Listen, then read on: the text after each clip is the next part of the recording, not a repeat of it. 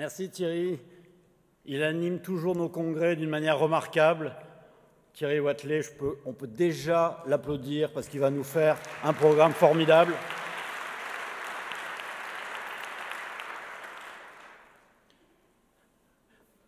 Pierre, tu nous avais vraiment donné envie de venir à Nancy, venir dans ta belle région Grand Est. Et franchement, aujourd'hui, on n'est pas déçus. On n'est pas déçus parce que le congrès a déjà démarré hier, jour de printemps. Je crois qu'on travaille dans nos entreprises d'une manière remarquable. On est là pour se détendre 2 jours. On est là pour échanger tous ensemble. Ça a déjà démarré hier avec le club des LRH, auquel j'ai participé en partie. Hier avec la CIM, les constructions modulaires qui ont rejoint le DLR et qui ont fait une belle journée de travail hier. Ils étaient près de 200. Une soirée remarquable sur la place Stanislas. Écoute, c'était extraordinaire. Cette place construite par le roi de Pologne, ici, c'est hallucinant. On a l'impression d'être, je ne sais pas, je crois que c'est la 4e plus belle place, Pierre, c'est la 4e plus belle place au monde, j'ai entendu dire, et c'était vraiment remarquable. Alors ce congrès, quel est le contexte aujourd'hui? Un contexte, je viens de l'évoquer, de printemps, de belle météo qui nous conduit déjà depuis le début de l'année. On a eu un mois de février absolument remarquable. Un secteur du BTP plutôt en bonne forme, avec quelques disparités. Bien sûr, le bâtiment ralentit un peu, mais les travaux publics accélèrent. Des nuances dans les grandes villes par rapport, certes, aux villes intermédiaires, et des différences entre le Grand Paris qui a vraiment démarré, et puis d'autres régions de France. Un contexte favorable à l'investissement. Je vous rappelle quand même que les taux d'intérêt restent bas pour nos investissements, le CICE est toujours là, le suramortissement Macron toujours présent, on voit un début de baisse de l'impôt société, un contexte plutôt correct, plutôt favorable à nos entreprises. Cette année, en 2019, pas d'élection majeure, une élection européenne qui n'a jamais vraiment impacté sur les chantiers, qui n'a jamais vraiment impacté historiquement sur la vie de nos entreprises.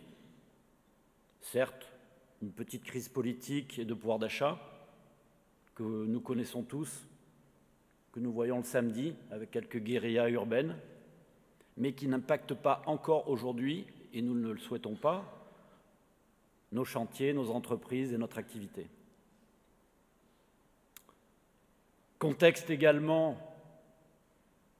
de prix, j'en parle en tant que président, tranquillement et paisiblement, des prix qui arrêtent de baisser, des prix qui se stabilisent et j'ose dire même des prix qui commencent à remonter.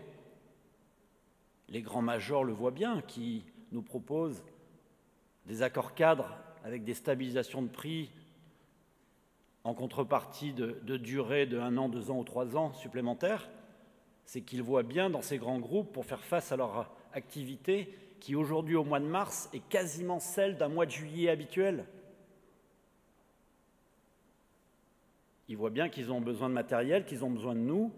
Et le premier message que je vais vous donner, facile, mais c'est le moment de remonter nos prix, c'est le moment de renégocier, c'est le moment, dans un contexte, on l'a déjà évoqué l'année dernière, un rapport avec nos clients qui se rééquilibre. C'est pas toujours facile, hein. On rame, on est au charbon, mais ça se rééquilibre quand même, vous le voyez. Donc c'est le moment de le faire. Voilà ce contexte, c'est quand même pas désagréable. Nos bilans 2018 ont suivi ceux de 2017 et 2019 devrait être dans cette mouvance.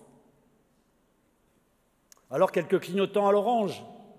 J'en ai rencontré hier qui m'ont dit « Oh là là, le Brexit, qu'est-ce qui va se passer? Oh là là, les gilets jaunes, oh là là, le bâtiment ralentit, oh là là, l'année prochaine, des élections municipales. » Alors là, en 2020, ça sera peut-être un peu différent. Et le deuxième message que je vous donnerai, si je peux me permettre de vous distiller quelques message dû à l'expérience. Si on surfe aujourd'hui sur nos investissements, les délais constructeurs se rallongent. Il va falloir peut-être veiller à ce que pour 2020, dans des investissements décidés à l'automne, pour certains d'entre nous, donc il n'y aura pas d'autres congrès, il n'y aura pas d'autres journées métiers avant, un petit message qui sera peut-être de sagesse pour voir ce qui va se passer l'année prochaine. Donc quelques clignotants à l'orange, et puis ce qui nous rassemble aujourd'hui, je dirais que c'est la contrainte majeure, le clignotant qui est un peu au rouge pour nos clients, mais aussi pour nous-mêmes, distributeurs, loueurs, réparateurs, manutention. C'est la difficulté d'attirer des talents de qualité, c'est la difficulté de recruter, c'est la difficulté majeure. Nous y voilà. C'est le thème de notre congrès. Nous l'avons décidé il y a de nombreux mois et je crois qu'on est au cœur de la problématique. Donc merci à Thierry Wathelet. Vous regardez tous la Web TV, j'en suis sûr. Vous avez tous vu Thierry avec son petit nez rouge montrer que dans nos entreprises aujourd'hui, on est tous relativement pros, mais que pour attirer des talents, il faut peut-être être un peu plus fun. Je vous engage, pour ceux qui ne l'ont pas vu, à jeter un coup d'œil sur cette Web TV, sur ces interventions. Merci Thierry. Alors bien sûr qu'on est pros tous, bien sûr qu'on a des super machines, bien sûr qu'on est sur des machines bien entretenues, toutes belles, bien vendues, bien louées, avec un beau rapport qualité-prix-service.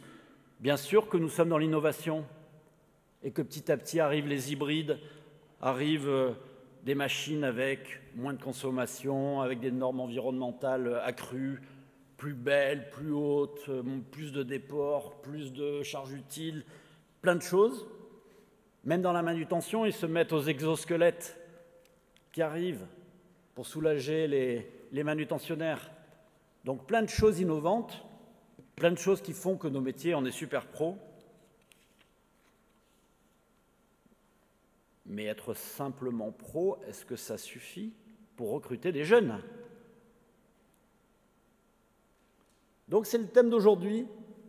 Si j'ai envie de recruter un jeune collaborateur, ouais, certains passent une annonce dans Nice Matin, dans Sud-Ouest, dans le journal, pour recruter des talents, dans une boîte super pro, aucun retour. Ils décident d'aller sur le numérique, toujours pas de CV.